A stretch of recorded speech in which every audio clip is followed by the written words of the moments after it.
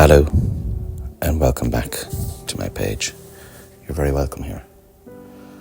First round of the championship on Sunday, and I headed off early and picked up my buddy because we had work to do above in the city before the match. Yes, indeed. Conversations with Cornelius. I had to record a podcast out in my studio, and we did that. Then we made our way to the church. There she is in the background. We bumped into the All-Star beforehand, Colm O'Neill and his young fella, and these are the only two guards left in Cork to mind the match. The rest of them are deployed. What a word to be using, deployed. But anyway, a very humble crowd gathered to watch Cork versus Limerick in the first round of the championship. Cork, huge favourites for this game, just promoted to Division 4, and Limerick demoted to Cork were promoted to Division 1 and Limerick were demoted to Division 4, so a gulf in class. I was at this game last year down in the Gaelic grounds, and Limerick gave us enough of it, so I'll say this: don't worry about the league, lads. The league is gone. That being said, now we would have been raging favourites for this game, and we took the game by the scruff of the neck. But the rain came down early, and the people at the front of the stadium had to move back for fear of getting a little bit wet, which, is their prerogative. Cork had a wall which pretty much made Limerick retreat all the time. And it was a strong wind that they availed of only sporadically in the first half. You saw one of their 2-pointers there. Here's a nice little point clipped over. But the first half was really and truly all Cork. We just cut through them like a knife through butter. And even though the early exchanges were fraught with little mistakes on both sides, Cork got to grips with this game reasonably early on and showed it on the scoreline. Our goalkeeper had been changed. I think this was a wise move, especially after the kick-out disaster in the league final. Here is the conversations with Cornelius, magic moment of the match. Check my podcast out, guys.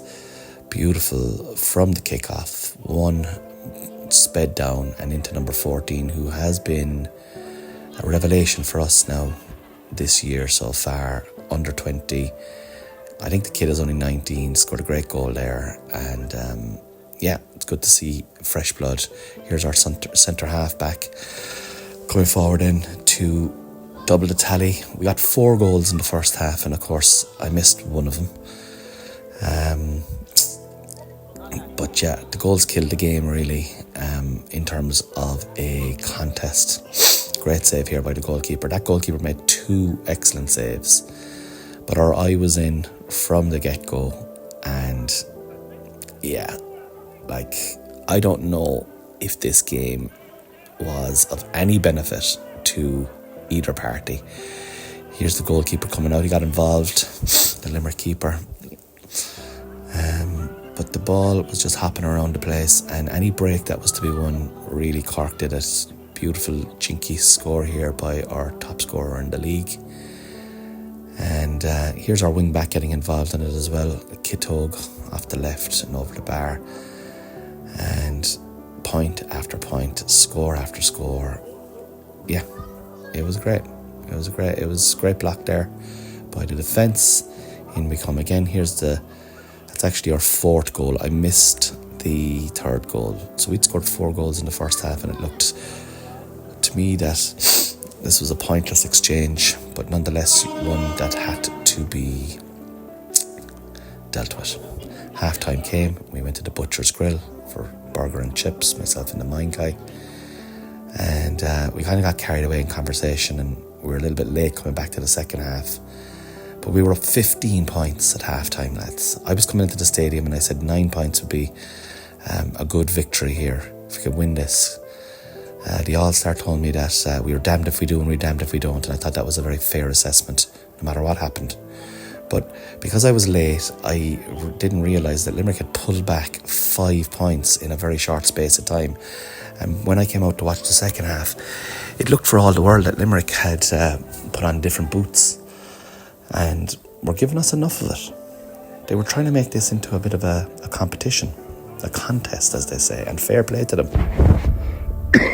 I like Limerick, and I like the Limerick footballers, and I feel they're very similar to the Cork football setup, as in they don't really get respected by the county at all. It was a very small crowd at this game, I'd say less than 2,000 people, and I think that's just a shame for one of our national games that we can't support it in the numbers that we do with the hurling. But at the same time, it's not up to me to decide whether you should come out and support them. It's up to yourself, I suppose. And at the end of the day, you have to like what you see. And Gaelic football has got a bad rap in the last couple of years, but the game is different now. It's so entertaining. I mean, this ended up being an extremely high-scoring game. Yeah, our wing back gets sent off here. He'd already got a black card in the first half, and that was just a deliberate foul. And it made the competition a lot keener in the second half because we were down to 14. This guy was introduced, a fella from Clyde, and I liked his strong running.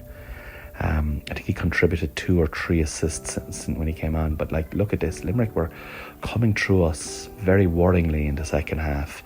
Now, maybe we took our foot off the gas. I don't know. But the second half was actually won by Limerick. And that's not good. That's not good. We have tougher tests ahead. And sometimes when we're playing opposition that are below us in terms of standings, I don't know, does the concentration lapse a small bit, because we shouldn't be losing the first or the second half. We won the first half very well. Now maybe we emptied the bench. This is an unbelievable score, by the way. Look at this. One of our subs back from a forward, back into the full back line, winning a ball onto another sub who just makes serious ground. Came on wing forward, that fella. He's more an inside forward, but over the bar it went. And great score. Very, very, very good score. But Limerick found ways through. And this was worrying to me, especially when I was editing this video afterwards. I was like, Jesus, where's the intensity here now?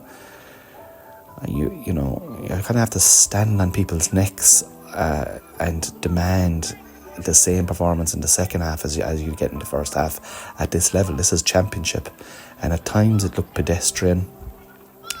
Now maybe it was just pedestrian. Maybe it was easier for the lads. Another assist here by the guy who came on, and a sensational second save. That's the second brilliant save by that Limerick goalkeeper, who I was reasonably impressed with, actually.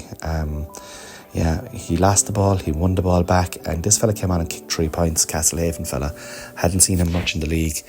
He took his chances well in this game, but it was a misnomer.